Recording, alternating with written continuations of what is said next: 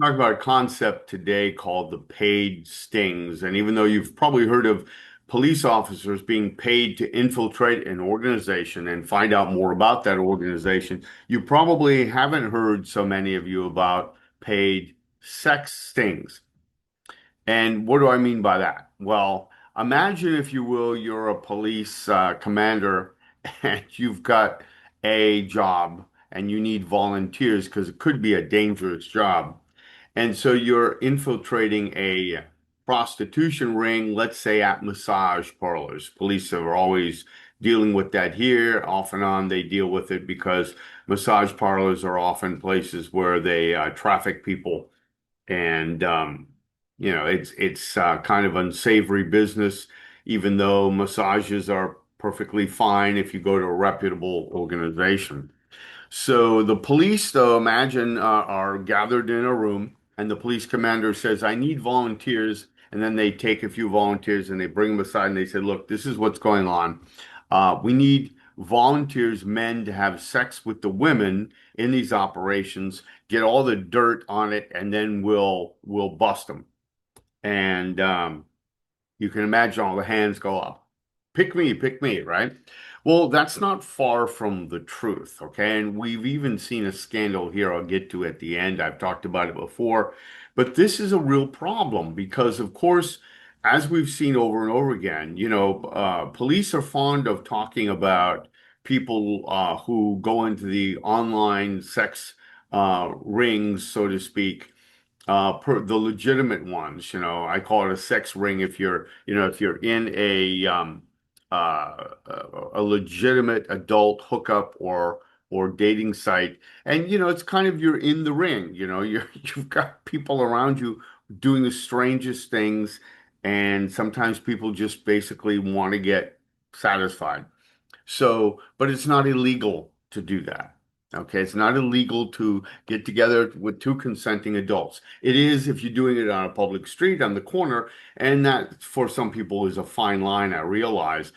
But just like police say that people are dishonest, your average and ordinary people, people with badges are either. They just have an easier time hiding it because they have a shiny gold badge, or they have robes that they put on, or badges of office, as I've talked about. Prosecutor, for example, assistant DA, for example, right? Corrections officer, for example. And how many times I just heard a story this morning about a corrections officer somewhere who didn't like an inmate. He went into the man's cell. The man was unarmed, obviously. He was unhandcuffed, obviously.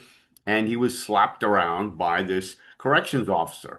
And when it was caught on camera, and when there was a part of it, and when there was a complaint by the inmate and an investigation ensued, of course, the CO said that the inmate started all of it. He was just, trying to diffuse a difficult situation, which had turned violent.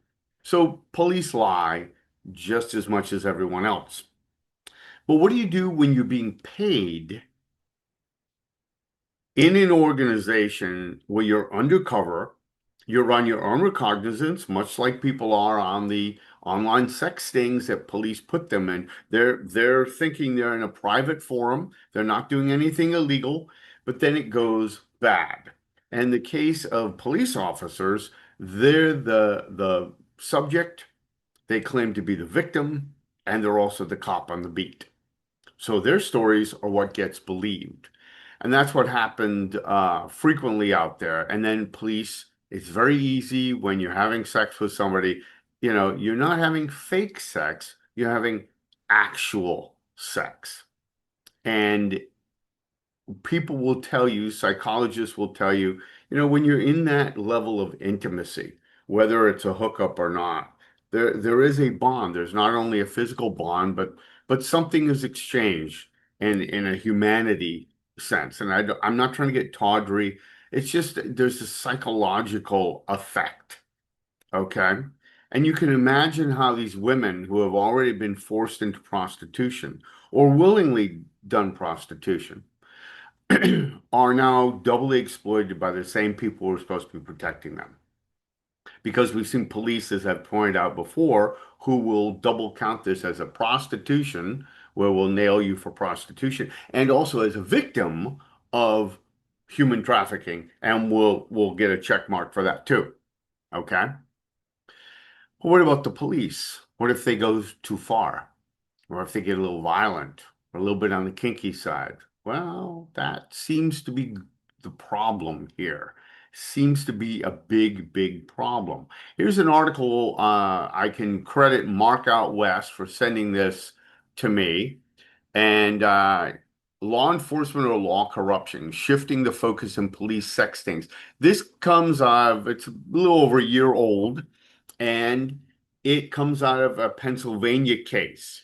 And it talks about the buying and selling paid sex operations, where if you click this link, you can see it goes to the Minnesota Journal of Law and Inequality, June 2011. Would a cop do this, ending the practice of sexual sampling in prostitution rings? This comes out of a journal of 2011. Okay, Minnesota Journal of Law and Inequality, published by University of Minnesota Libraries Publishing. Okay, would a cop do this, ending the practice of sexual sampling in sex stings? So the problem is that they're very often unnecessary. It's unnecessary to go that far in order to catch somebody. Now, I'm sure at one point it was very successful. But when you're having cops do that, and you have all the other things I just mentioned rolled into it, you are asking for trouble. And typically, that's what we're actually getting. We're getting a fair amount of trouble. And it even comes in sort of tangential, interesting way. Jerusalem Post, but it was in the Washington Post and others, but I thought that this was kind of interesting in this particular publication. This whole thing started up here in neighboring county in 2021, where a woman accused two former members of the Virginia Police Department of sexually assaulting her. Apparently, they were, because while the police were doing some kind of sting, unbeknownst to them, and I think I've got this detail right, two of the Fairfax County officers were were clients of a local madam who was trafficking a woman. The madam was a woman by the name of Sanchez. Another one was a woman from, I think, Guatemala, it'll say in here, I think. And it even netted the police chief. So let me explain. So apparently, initially, the argument was that the police chief was participating in, and certainly at least one article said he was protecting and participating, but protecting the officers and allowing some of his senior people to retire with full pensions rather than putting them up for prosecution. Okay. Later on, that was taken down a little bit and it was dismissed. Rossler himself was never actually prosecuted, but you can see there's a whole lot of uh, information out there about it. Fox News picked it up as well. And this comes several years later in 23, a couple years later, where the police chief and three of his ex-officers, two of which his deputies resigned. One was a deputy chief in Asheville, North Carolina, and these are the two guys, Barbazette and Mardocchio, who actually were apparently clients of this prostitution ring. But it just goes to show you, okay, how this can get out of hand very, very quickly. Okay, now what ended up happening is Sanchez the madam was sentenced to 2.5 years in prison. The woman who complained about them, who's from Costa Rica, not Guatemala, okay, I don't know if they mention her name anywhere in here. She was totally discredited. The defense attorney for the police said that they were added to the lawsuit much later and that they did nothing wrong. Okay. The argument was that all four, the higher ups and the two others, were using the same madam and they were involved in all these sexual acts, and that this woman was forced to service the police, and Sanchez, the madam, was getting protection from the police. Okay. And of course, Barbizet and Mardocho, the two officers, admitted to being clients of Sanchez. They resigned when their phone numbers were discovered on the madam's phone, but the police chief and his senior officers apparently not. And I'll post these down below here if I can as well. Okay. So you can see that. So it just goes to show you how far this can go. And as the Pennsylvania article indicates, this is not always a necessary thing, but police do it anyway.